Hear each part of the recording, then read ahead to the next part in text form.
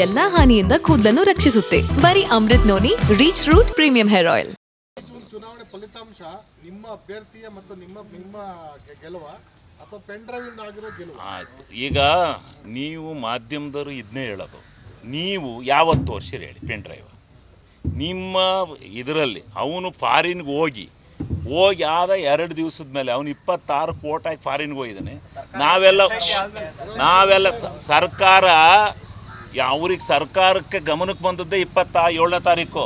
27ನೇ ತಾರೀಕು SIT ರಚನೆ ಮಾಡಿ ಆದಮೇಲೆ ಅವನು ಮೊದಲನೇ ನಿಮ್ಮ ಮಾಧ್ಯಮದವರಿಗೆ ಮತ್ತೆ ಎಲ್ಲ ಅದು ಯಾರ್ಯಾರು ಪೆನ್ ಡ್ರೈವ್ಗೆ ಹಿನ್ನೆಲೆ ಇದ್ದರೂ ಅವರೆಲ್ಲರೂ ಯಾವುದೇ ಕಾರಣಕ್ಕೂ ಪೆನ್ ಡ್ರೈವನ್ನು ಅವನ ಅಶ್ಲೀಲವಾದಂಥ ದೃಶ್ಯಗಳನ್ನು ಮಾಧ್ಯಮಗಳಲ್ಲಿ ಪ್ರಸಾರ ಮಾಡ್ಬೋದು ಅಂತ ಕೋರ್ಟ್ನಲ್ಲಿ ಸ್ಟೇ ತಗೊಂಡಿದ್ದ. ಅವನು ಸ್ಟೇ ತಗೊಂಡಿದ್ರ ಪ್ರತಿಫಲ ಯಾರೊಬ್ಬರು ಅದನ್ನು ಈಚೆ ಕಡೆಗೆ ತಳ್ಳಿಲ್ಲ. ಯಾರ ಹತ್ರ ಒಬ್ಬರು ಇದ್ದರೆ ಅದನ್ನು ಯಾರಿಗಾರು ಒಬ್ಬನಿಗೆ ತೋರಿಸೋದು ಬಿಟ್ಟರೆ ಇನ್ನೊಬ್ರಿಗೆ ತೋರಿಸಿಲ್ಲ. ಅದು ಪೆನ್ ಡ್ರೈವ್ ಹೊರಗೆ ಬಂದದ್ದೇ ವೋಟ್ ಹಾಕಿದ ಸಾಯಂಕಾಲ 7 ಗಂಟೆ ಮೇಲೆ ಪವರ್ ಟಿವಿಯನ್ನು ಒಬ್ಬರು ಮಾತ್ರ ಈ ರೀತಿ ಆಗಿದೆ, ಇದು ಪ್ರಜ್ವಲ್ ರೇವಣ್ಣಂದು ಅಂತ ಮುಖ ಹೇಳಿದ್ದು. ಅಲ್ಲಿವರೆಗೂ ಯಾರಿಗೂ ಇದು ಗೊತ್ತಿಲ್ಲ. ಪೆನ್ ಡ್ರೈವ್ಗೂ ಇದಕ್ಕೂ ಸಂಬಂಧ ಇಲ್ಲ. ನಾವು ಪೆನ್ ಡ್ರೈವ್ ಇಲ್ಲ, ಪೆನ್ ಡ್ರೈವ್ಗೋಸ್ಕರ ಗೆದ್ದಿದ್ದೀವಿ ಅಂತ ನಾವು ನಮ್ಮ ಕಾರ್ಯಕರ್ತರಿಗೆ ಯಾಕೆ ಅವಮರ್ಯಾದೆ ಮಾಡ್ತೀರಿ?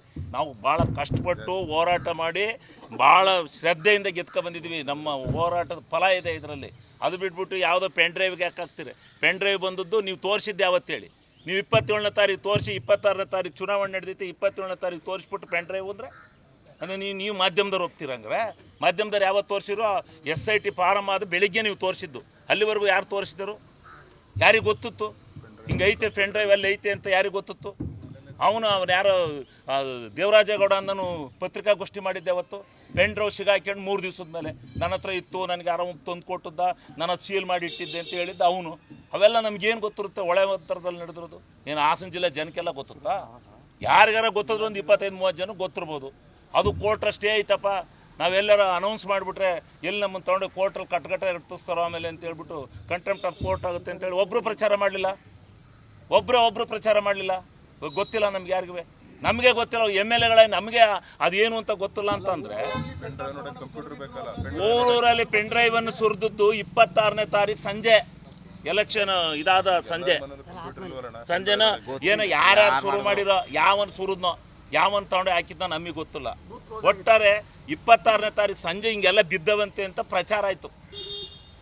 ಎಲ್ಲೆಲ್ಲಿ ನೋಡಿದ್ರು ಪ್ರಚಾರ ಆಯಿತು. 26ನೇ ತಾರೀಕು ಸಂಜೆ ಅದಾಗಿರೋದು.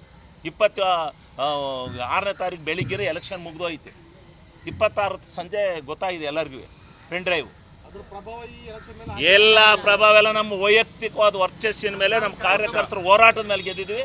ದೇವೇಗೌಡರ ಕುಟುಂಬದ ವಿರುದ್ಧ ಗೆದ್ದಿದ್ವಿ.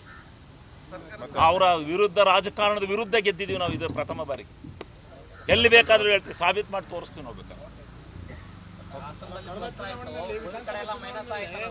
ದೇವರಾಜೇಗೌಡ ರೇವಣ್ಣ ಅವ್ರ ಕುಟುಂಬ ನನ್ನ ವಿರುದ್ಧ ನಿಂತಿದ್ದೆ, ಅವ್ರು ಮುಗಿಸ್ತೇನೆ, ಅವ್ರ ಪೆನ್ ಡ್ರೈವ್ ಇದೆ ಅಂತ ಹಿಂದೆ ಒಂದ್ಸಲ ಹೇಳಿದ್ರು.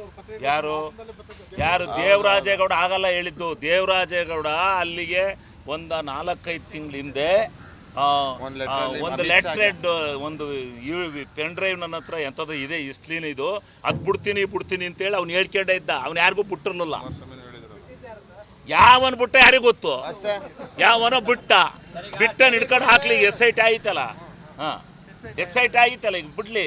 ದೇವರಾಜೇಗೌಡ ಹೇಳಿದ್ನಲ್ಲ ನನ್ನ ಹತ್ರ ಒಂದು ಐತೆ ಅಂತವ, ಅವನೇ ಬಿಟ್ಟಿರ್ಬೇಕು. NR ಸರ್ಕಲಲ್ಲಿ ಮಾಡ್ತೀನಿ ಬಿಡ್ತೀನಿ ಅಂತಲ್ಲ, ಅವನೇ ಬಿಟ್ಟಿರ್ಬೇಕು. ಅವ್ನು ತೋರಿಸ್ಲಿಲ್ಲ. ಮನೆ ಯಾರ್ಯಾರಿಗೆ ಮನೆಗೆ ಹಂಚಕ್ಕಾಗುತ್ತೇನ್ರಿ?